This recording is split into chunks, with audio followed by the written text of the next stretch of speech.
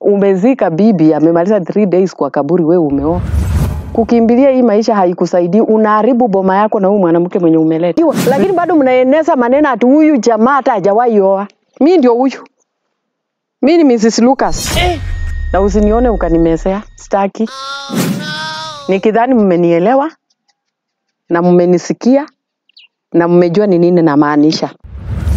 Leo niko Bob TV. Ni mimi tu niko naongea kwa sababu hakuna mtu mwingine, ni mimi. Welcome. Haya, Bwana Yesu asifiwe. Ninataka kuongea kwa sababu ya wale ambao wenye mmefiwa. Kuna mwenye amefiwa na bibi, kuna mwenye amefiwa na mume wake, na kuna watoto ambao wenye wameachwa na wazazi wote wawili. Kitu ambaye yenye naweza sema, huwa naambia mtu, ukiona mambo yamekusiti sana, unaweza jikaisha mkutano wewe na Mungu. Na uambie Mungu, nisaidie ili nikaweze kupita haya majaribu. Yalitendeka na yapo na yalifanyika. Nakumbuka hata mimi yangu ikitendeka nilisema, Mungu, mbona ukaona tu hii mwezi wa 10? Mbona ukaona tu hii usiku wa leo niko Kapenguria? Nikasema, mbona Mungu uliona ni mimi leo? Lakini nikajikaisha mkutano nikiwa tu Kapenguria Hospital, nikasema, na ni mimi peke yangu kweli ama tuko wengi? Mimi nikienda na mume wangu hospitali, nilijua anaenda kushughulikiwa na tukaweze kurudi nyumbani. Hata aliniuliza, wewe unaona tutaenda lini nyumbani? Hiyo tunaongea na hiyo ni Thursday usiku. Naambie, kufikia Thursday ijayo mzee tunaenda nyumbani. Sikujua kutapambasuka, sina mzee. Lakini ninawatia moyo wala ambao wenye mmefiwa sahi, wale ambao mmefiwa, wenye mmezika jana, wenye mmezika 1 month, wenye mmezika 6 months kama mimi, wenye mmezika 1 year. Kuna watu ambao wenye bado wanalia paka leo hii. Lia. Ukilia uko kufuata huyo mwanaume. Ndio tunajua watu mkioana mnakuanga mmependana. Hakuna mwenye huwa anakuwa na dharau mwingine, kwa sababu wakati mnapooana nyinyi ni mwili mmoja. Na kama wamama umeachwa, wewe utafanya nini? Ninakwambia hivi, soma Wafilipi 4:4. Inasema ya kwamba twayaweza mambo yote katika yeye atutiaye nguvu. Yaani ukaa ukijua ya kwamba unaweza mambo yote hata kama hauna huyo mwanaume ulizika. Lakini ni Mungu atafanya uweze mambo yoyote. Wacha kukaa ukilia. Mimi kitu yenye naweza omba wamama leo, wacha kukaa ukilia. Wewe ungelikufa huyo mwanaume hangeishi akilia machozi siku zote. Angeoa na 1 week hata na 3 days, kuna mwenye angekuwa tu hapo kwa hiyo mashishi yako. Angeingia kwa hiyo nyumba na siku hiyo yenyewe. Mchanga bado hapo nje ni nyekundu na yeye amelala. Kwani iko nini? Mimi ninawaambia hivi wamama, wacha kulia. Omba Mungu akusaidie, omba Mungu akupe hekima ya kulea watoto na kusimamisha hili boma. Kwa sababu wakati hiyo boma lilikuwa la mzee, nyumba ni ya mama. Wewe unaweza jua ni nini yenye iko ndani ya nyumba? Na mzee anaweza jua ni nini iko compound hii yake. Akiulizwa juu ya kondoo na ng'ombe atakwambia. Lakini mama muulize kilasi na kikombe. Atakwambia ako na kilasi ngapi, ako na vikombe ngapi, na ako na sahani ngapi, paka vijiko anajua. Sasa chukua hizo viatu zote mbili vaa. Jua niko na boma na niko na nyumba. Ninaweza maintain hii boma langu na mnakani na ikaweze kusimama vile wakati nilikuwa na mzee. Ninaweza weka watoto wangu na msingikani wakati baba alikuwa na wakati huu hayuko. Ninaweza weka watoto na njia kani. Ni wewe mama, wewe mwenyewe unaweza simamisha boma lako. Wacha kuchanganyikiwa mama, wacha kuchanganyikiwa. Kuna kuchanganyikiwa ambaye yenye wamama wenye wamefiwa na wazee wako nayo. Kaa chini na ufikirie vile hao watoto wanapata chakula. Kaa chini ujue vile hao watoto wanasoma. Kaa chini kama wako ni wadogo kiasi, kaa chini ujue hao watoto wanafaaje. Kaa chini ujue hii kitabu la kalamu inatoka wapi. Sio wewe ni kulia, utafanya watoto watatoroka boma. Na usikubali mtoto wako hata mmoja aenda alelewe na mtu. Kama uko hivi wewe lea watoto wako wewe mwenyewe. Na wewe ninaongea na wewe mzee ambaye mwenye bibi amekufa. Muache kuoa wanawake. Umezika bibi amemaliza 3 days kwa kaburi, wewe umeoa. Yaani watoto wanaanza kupitia machungu, hawajalea machungu ya mama yao ikaisha, wanaanza kupitia machungu ya kulia kwa sababu wanateswa. Na unajua umepata bibi mpya, mzee amekufa. Umepata bibi mpya sasa unadharau paka watoto. Wewe mzee mimi nakwambia wewe. Hebu acha hiyo maneno. Kwako tu mzee mwenye tunaweza jifunia kwako tuseme kaa kama baba fulani. Tangu bibi akufe yeye ako tu na watoto wake kwa boma. Kukimbilia hii maisha haikusaidii, unaharibu boma yako na huyu mwanamke mwenye umeleta. Vitu mingi sana nimewatch. Nimewatch tu kwa hii YouTube tu. Napenda kuwatch. Mtu wewe bibi alikufa unaenda kuoa msichana mwenye sirika yako, msichana mdogo. Unaenda kuleta msichana mwenye alichanuka, alisunguka town yote alimaliza. Unaenda kuleta unamweka kwa nyumba. Msichana anakuharibu na madawa mpaka unakataa watoto wako. Unafukuza watoto wako kwa boma. Na huyu msichana kwako kuja ameona mali. Ameona kakitu kenye mlitafuta na bibi yako. Nyinyi wazee nawaambia. Na naongea tena na watoto ambao wenye baba mama wote hawako. Wakati mmewachiwa vitu na wazazi wenu, kuwa watoto ambao wenye mna maintain hiyo mali. Kwa sababu mnajua nyinyi na mtaoa na mtazaa watoto kwa hiyo boma. Achana na wasichana. Msichana yeye akipata bwana ataenda kuchenga maisha yake huko. Lakini wewe kijana unayebaki hilo boma. Wewe ujue tu mkiharibu vitu ya hao wazazi wenu, unaacha watoto wako tabu na hata wewe mwenyewe utamaliza vizuri. Kwa sababu kama ni shamba mmeachiwa mtauza. Kama mang'ombe ilikuwa kwa hiyo boma mmeuza. Kama kondoo zilikuwa kwa hiyo boma mmeuza. Unachikuta wakati unaoa bibi mnabaki hapo mnatapakaa tu mmezaa watoto hamuna mahali pa kuanzia, hamuna nini, unaleta msichana wenyewe kwa hiyo boma, msichana watu anaanza kuhangaika na umaskini. Na vitu vilikuwa. Watoto yatima nyinyi naye mjifunze kitu. Mjue kumaintain vitu ya watu wenu na mkae mkielewana. Kwa sababu unaweza pata mwingine ana ufahamu, mwingine hana. Nyinyi wenye hamuna ufahamu kaa chini msikiliza ambao wenye wameona mbele. Mtu anaweza kuambia wacha baba vile alitupea hivi, wacha tufanye hivi tufanye hivi. Mnapigania mashamba nyinyi ndio mlitafuta. Hata kama Biblia inasema urithi unatoka kwa mzazi. Tunajua unatoka kwa mzazi. Tunajua baba wetu wa mbinguni alitupea urithi dunia hii tuko nayo. Lakini sasa urithi wenye huko ni sisi wazazi tukatie watoto kiasi. Mimi nashukuru Mungu kwa sababu mahali penye nilioleka hakuna urithi. Ni mimi mwenyewe niko natafutia watoto wangu vitu ili niseme we hapa lakini tafuta mpate vyenu. Urithi paka lazima mzazi upe mtoto wako. Na naongea tena na wazee wenye mnakatalia mashamba. Unakatalia wewe shamba ulinunua wewe peke yako kweli. Kama huyu mwanamke angeamua kufunga kamba kwa tumbo ndio mpate hiyo sehemu. Ungetoa wapi? Utaki kukatia watoto shamba, unakaa na shamba kubwa yote umekatalia. Wakati unakufa unaacha tabu nyuma.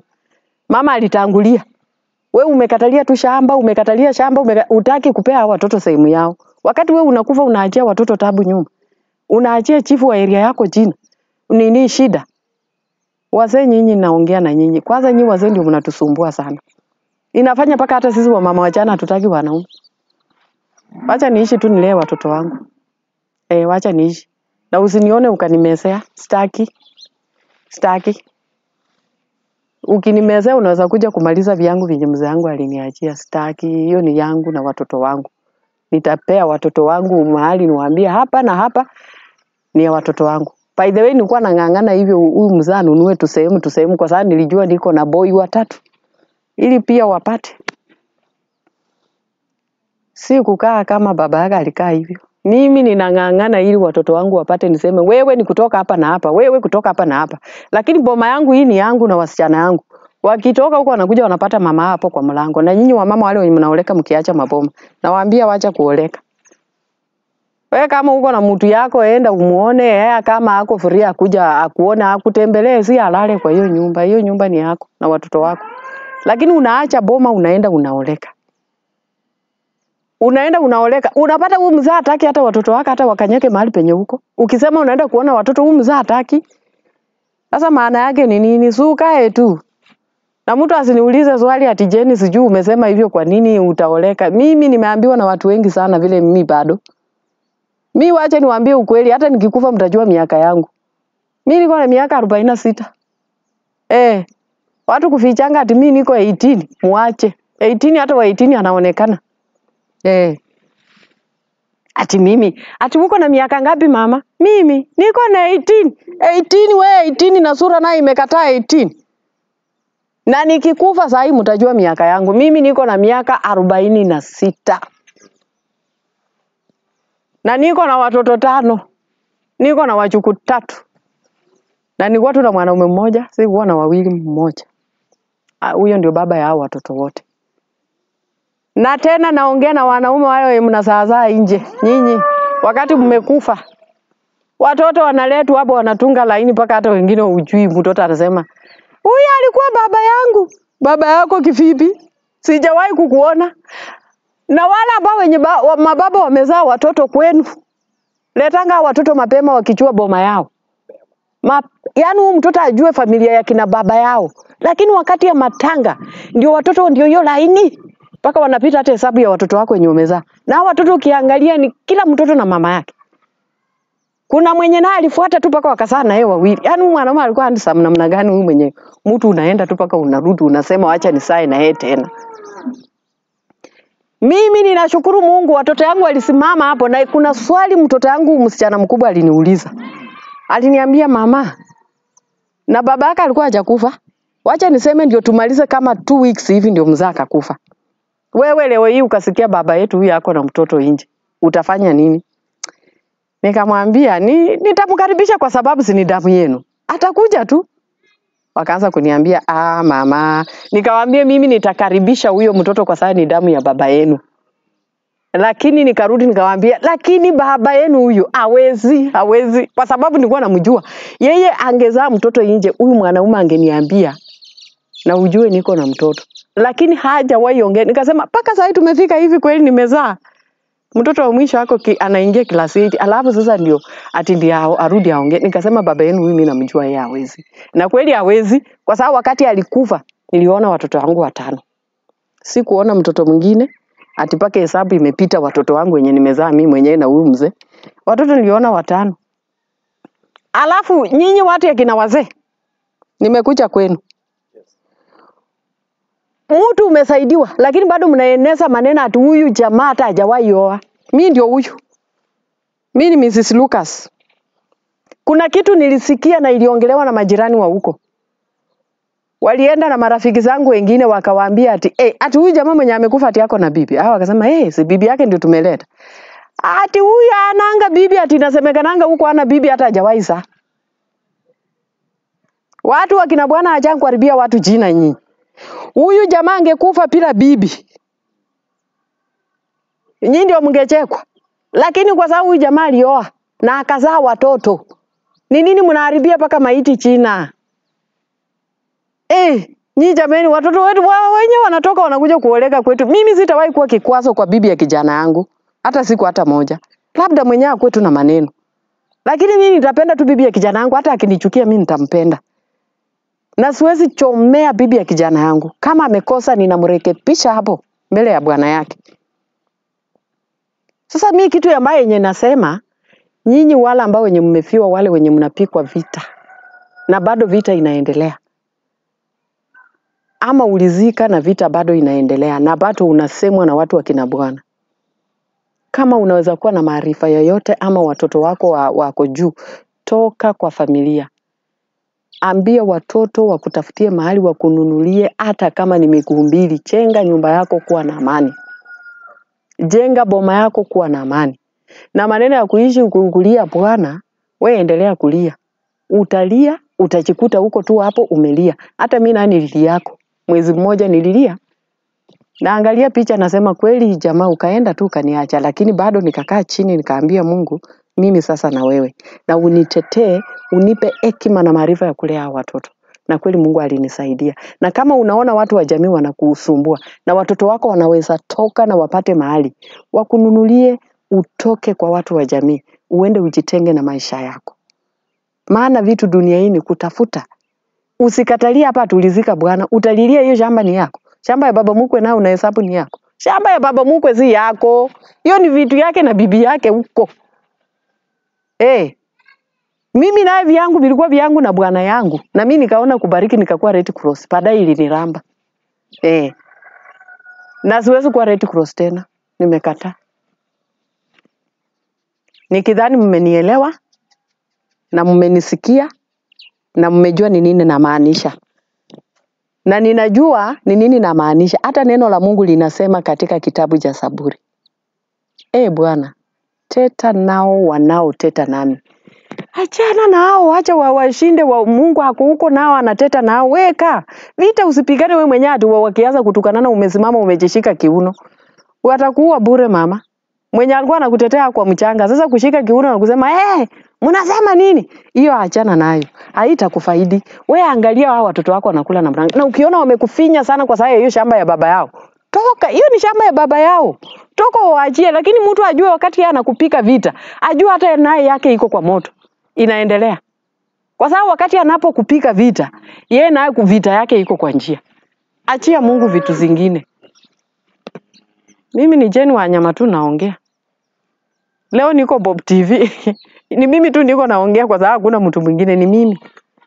Nilikuwa nimepotea lakini nimerudi, lakini usisahau kuingia YouTube. Usisahau. Ndio huyu Jane maisha yake iendelee. Usisahau.